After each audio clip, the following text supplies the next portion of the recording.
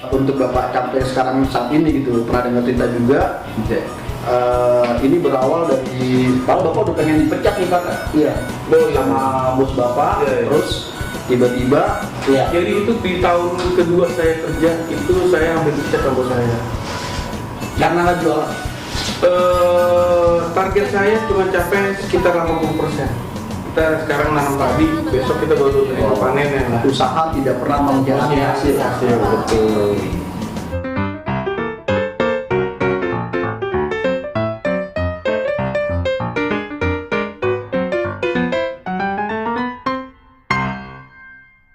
Kembali lagi di channel Cup di Kecup TV, channelnya untuk sales-sales yang oke-oke. Ya. Kali ini narasumber gua termasuk spesial juga nih hari ini, sedikit eksklusif.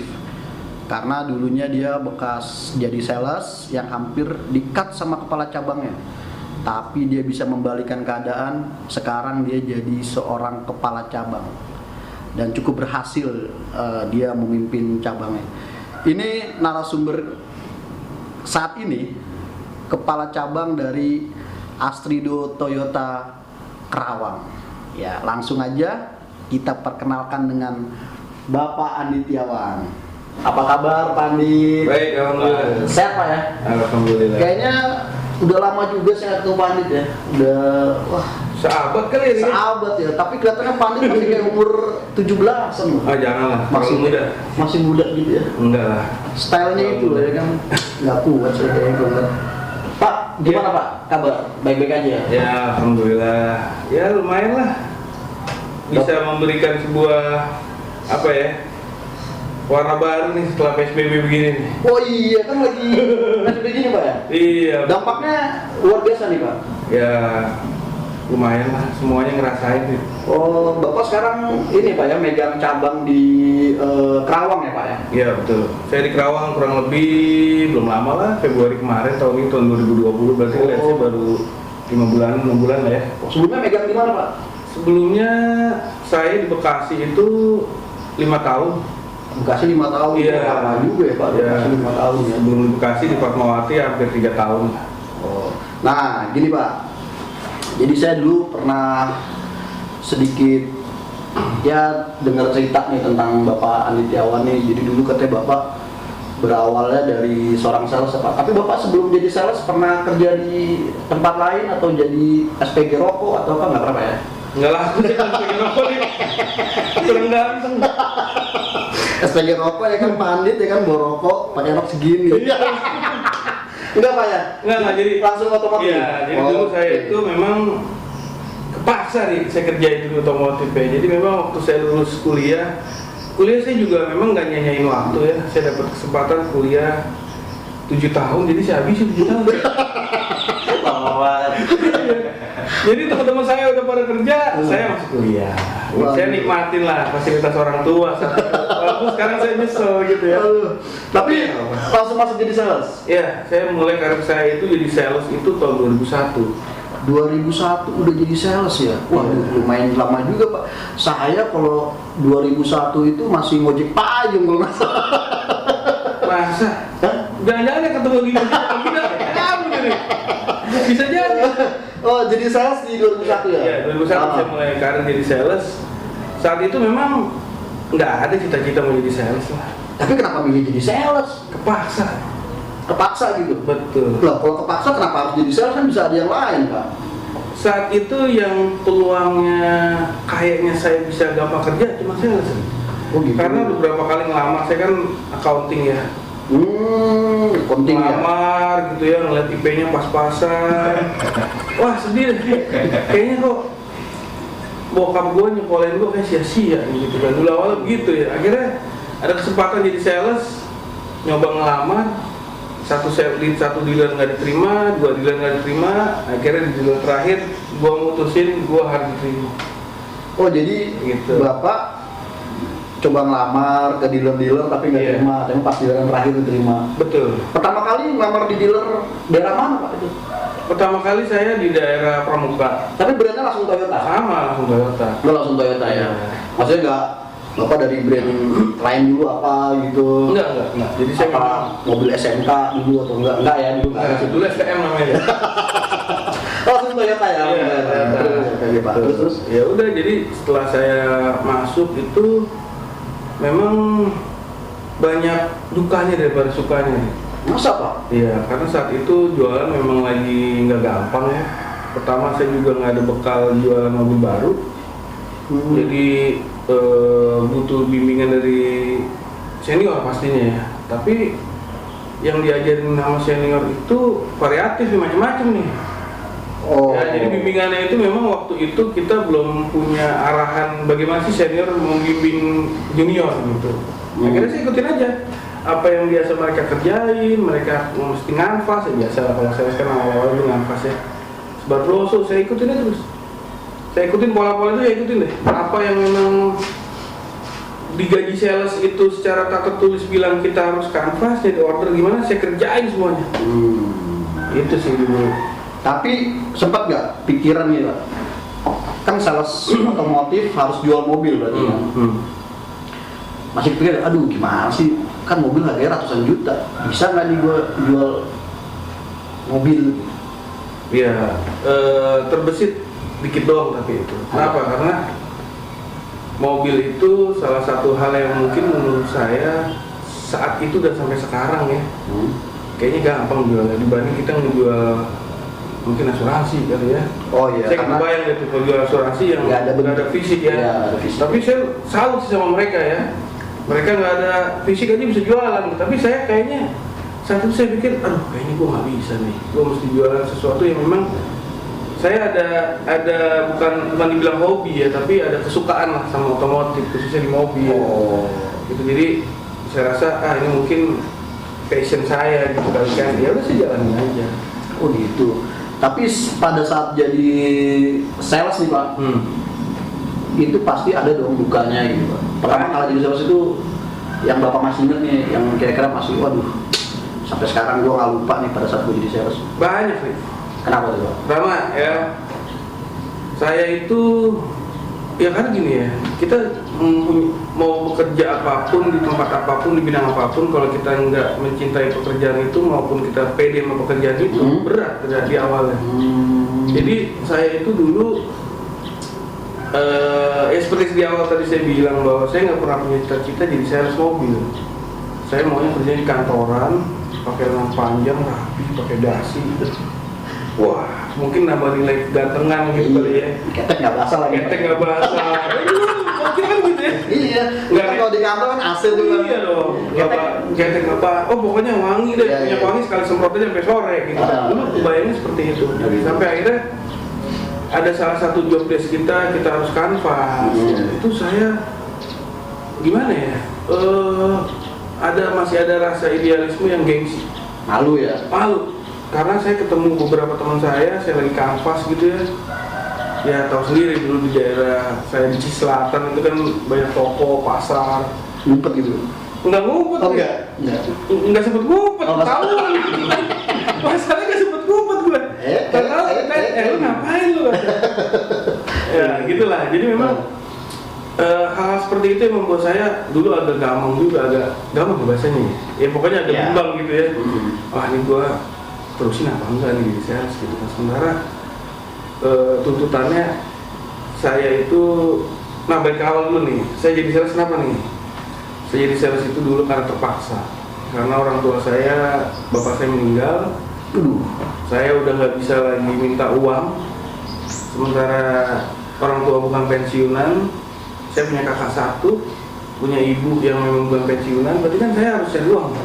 Saya nggak mau minta duit lagi. Dan kerjaan tercepat sales Paling cepat udah, gitu loh. Dan itu dulu saya sebenarnya zaman kuliah ditawarin, cuma saya nggak kepikiran mau di sales. Kembali lagi saya maunya kerjanya yang di belakang meja gitu biar kelihatan lebih bonafit gitu, wangi gitu. Tapi akhirnya dari situ awalnya saya terpaksa. Setelah saya terpaksa ngeliat bahwa saya harus all out gitu ya, harus terjun benar gitu, mau basah semua hari gitu. Nangis Gitu. Jadi memang Ini bukan cerita sedih loh. Nggak. Cerita sedih nih. Ya, jadi jangan nangis nih, jangan nangis. Hampir Karena mau nangis loh, denger cerita Pak Andit. nggak sedih. Oh, nggak sedih ya? Ini Belum. Jadi memang ya lebih ke saya lebih melihatnya bahwa saya punya peluang. Kenapa enggak saya maksimalin? Karena Bapak juga suka otomotif gitu ya? Ya, awalnya itu. Kemudian kalau dilihat lagi dari cerita yang dulu ya itu dulu kalau ketemu temen gitu ditanya, saya agak malu gitu. Kerja lo apa? Sales. Kan dulu sales kan identik sama sales sisir nih. Sales sisir lah? Iya, sales. Kayak sales sisir lo.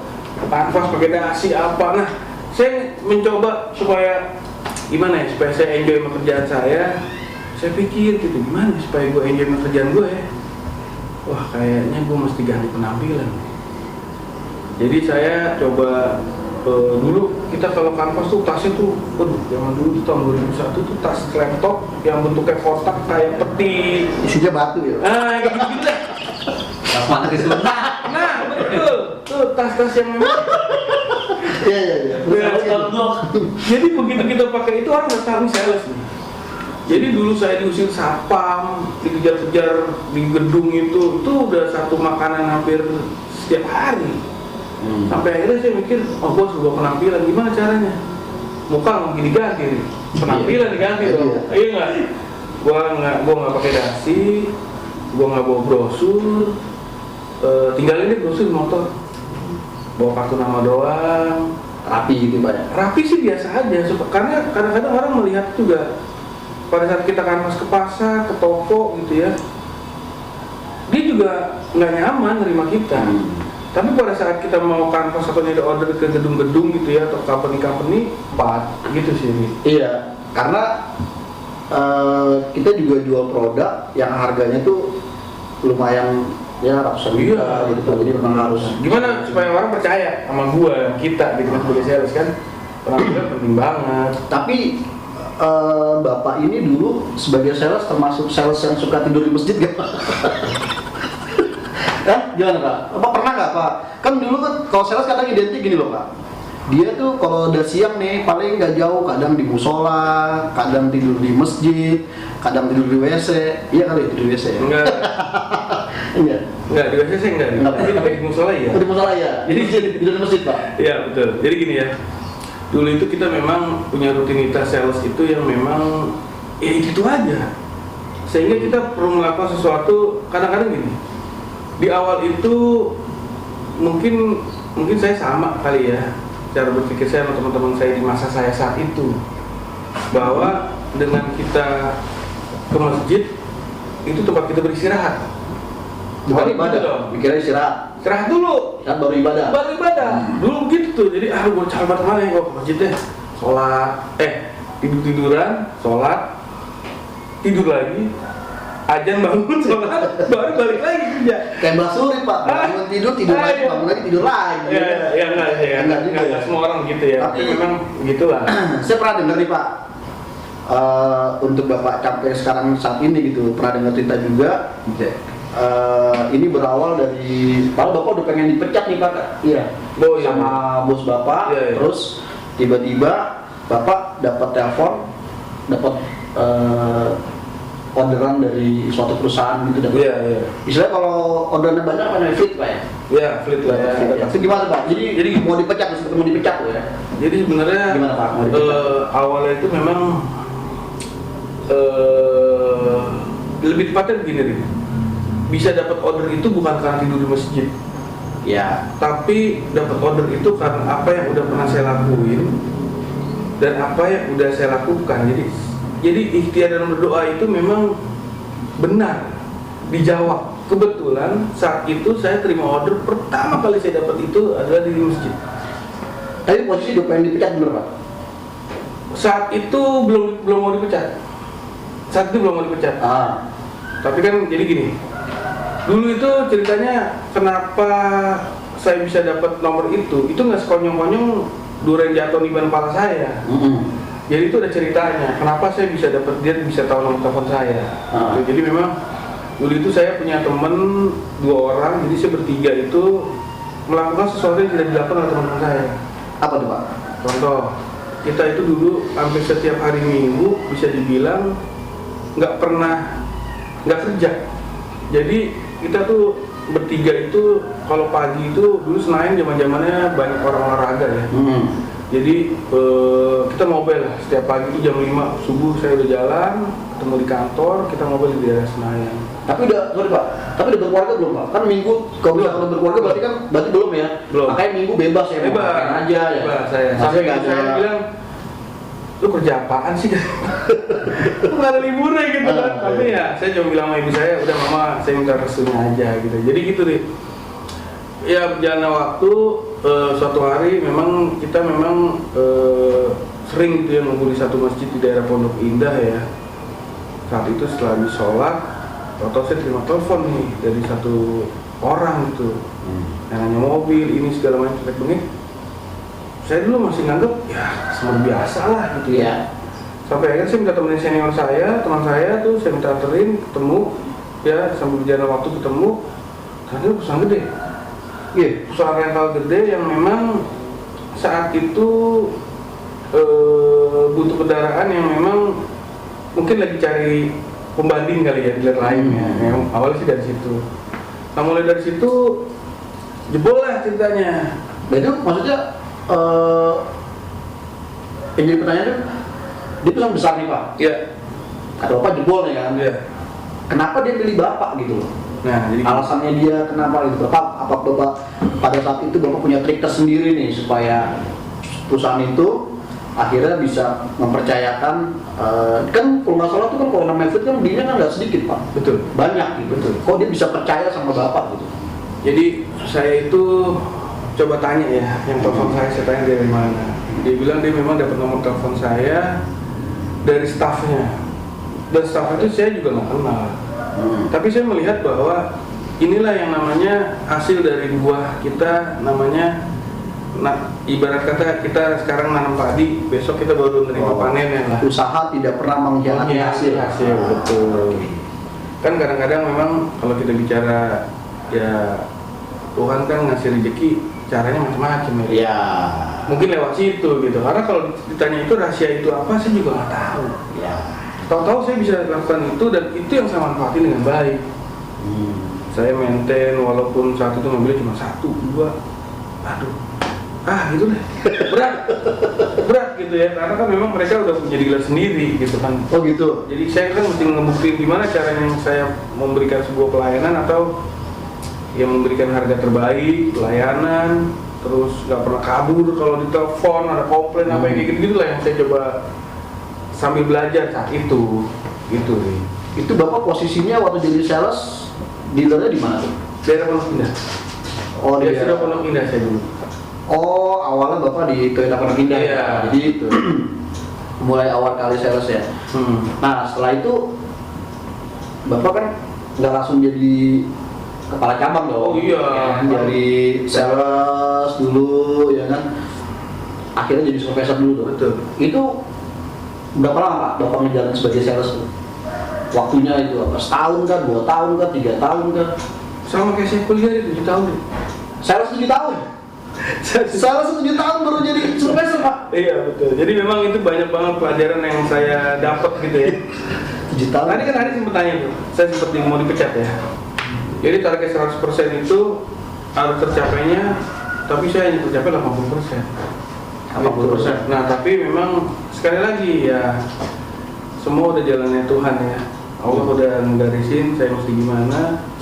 Saat itu yang menggerakkan hati bos saya yang luar biasa ya, bos saya itu karena dia tanya sama saya, "Dik, gua denger lu pengen nikah." Betul. Oh, Bulan apa dia nanya sama saya kan? Oktober Pak. Saat itu bulan akhir Juni evaluasi. Entah gimana dia dapet pencerahan kali ya. Dia langsung bilang, "Ya udah lu jangan pulang dulu deh," kata dia gitu kan. tapi Bapak nggak pasang muka melas kan Pak? Jadi nggak buat kasihan dia gitu. Udah. Sebenarnya udah nih. Jangan Pak. Iya. Iya. Jadi gini loh, waktu itu kita udah tahu kan kita mau kena evaluasi. Tapi akhirnya saya mikirnya begini. Saya nggak mau menyesal karena kegagalan saya. Jadi begitu saya udah ancer-ancer nih, wah kayaknya berat nih, saya ngejar evaluasi, mesti ngejar angka sekian gitu kan, berat kan. Tapi saya mikir gini, gua pokoknya maksimalin apa yang gua punya. Jadi bukannya saya mundur nih, begitu saya tahu saya evaluasi masih kurang, misalnya saya 5 gitu ya. Saya mundur, saya pasrah, udah, gua nggak susah nih, enggak itu. Jadi saya berusaha supaya Lawan lah gitu. Lawan. At least dapat 1, dapat 2, tapi saya udah puas. Saya nggak mau nyesel bahwa coba kemarin gue jual, mungkin gue nggak dipecat. Saya nggak mau begitu. Apapun yang terjadi pada saat itu kita terima dulu, kita lawan ya Pak. Betul. Dan waktu pas dia mau manggil kita, saya bertiga sama teman saya dipanggil nih bahwa kita udah harus berakhir. Saya udah siap. Tapi temennya out. Teman gue ini out. Dan alhamdulillah mereka berhasil juga sih sekarang. Berhasil. Iya. Nah ini saya ini udah mana ya, tapi akhirnya saya mikir udah gua maksimalin dulu jualan berapa. Akhirnya saya kalau nggak salah saat itu poin saya kurang 3 unit, Tapi ditolong. harusnya kan dipecat. Harus dipecat. Nah, tapi karena itu dia makanya, jadi saya punya anggapan yang pertama bahwa saya harus maksimalin apa yang saya punya. Ya. Dari yang kurang 5 saya bisa jualan 2. Terus saya juga yakin bahwa ini emang udah jalan saya, apapun yang terjadi saya harus siap. Saya hadapin aja. Tapi nggak taunya rencana bicaranya lain kan. Dia bilang, yaudah nih, lu gua kasih kesempatan.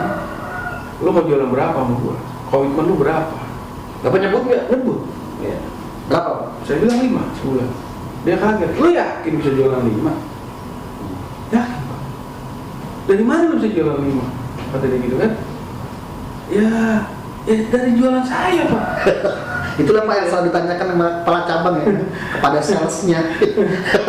Iya benar ya. Terus? Karena ya mereka kan, dia kan butuh garansi. Ya. Bos saya kan juga butuh garansi. Nah itu yang saya manfaatin dan saya nggak mau sia-siain kepercayaan bos saya. Karena saya ngerasa bahwa dia udah nolong saya. Saya nggak mau ngecewain dia. Dan saya juga mikir saya kerja itu cuma satu. Apa ya? Motivasi saya kerja adalah saya ingin mengangkat derajat keluarga saya. Motivasinya Pak Andit ingin mengangkat derajat keluarganya Pak Andit ya. Iya. Luar biasa. Karena memang saya sih ya gimana ya? Berarti Bapak dulu tulang punggung juga Pak ya? Bisa dibilang gitu kali ya? Ya akhirnya seperti itu. Akhirnya seperti itu. Iya. Walaupun saya nganggap biasa-biasa aja sih saya lakuin, nggak ada yang spesial gitu ya buat keluarga. Tapi ya begitulah. Berarti 7 tahun jadi sales, setelah itu jadi supervisor. Ya. Tapi pada saat jadi supervisor pindah cabang? Enggak. Pindah cabang dong. Itu Oh. saya pindah ke daerah Tomang di kota. 2008 berarti. 2008. 2001 ke 2008 berarti ya. Iya. Pindah cabang di daerah Tomang ya. Iya, betul. Dengan brand yang sama masih Toyota ya Pak ya? Masih. Karena kan memang Bapak ngetes sekali Grup yang sama juga. dari bawah gitu ya Pak. Itu dari supervisor gitu dapat kendala lain nggak Pak? Atau pas jadi supervisor nggak ada masalah apa-apa gitu? Karena Bapak kan kalau nggak salah juga dulu kan sempat jualannya banyak ya. Karena juga salah satunya Bapak dapat dari fleet yang tadi Bapak Iya. ke itu kan gitu. Apa masih ada kendala lain nggak di supervisor gitu? Apa udah di titiknya nyaman lah di supervisor itu? Enggak? Jadi gini, dari sales ke supervisor aja kan lama 7 tahun. 7 tahun. Iya, jadi memang gini nih.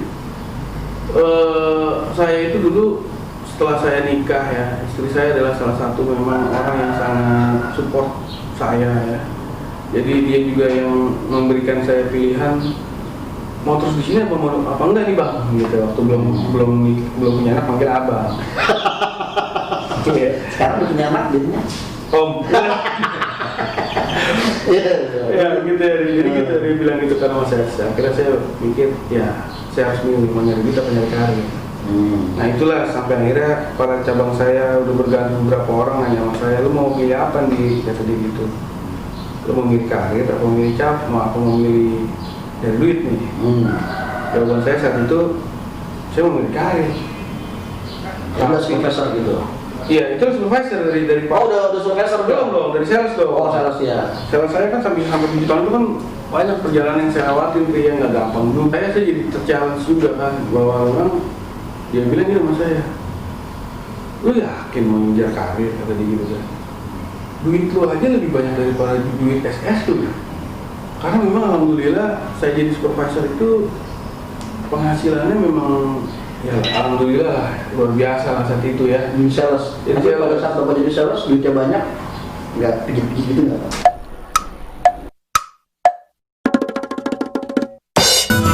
Kita nongkrong sampai pagi.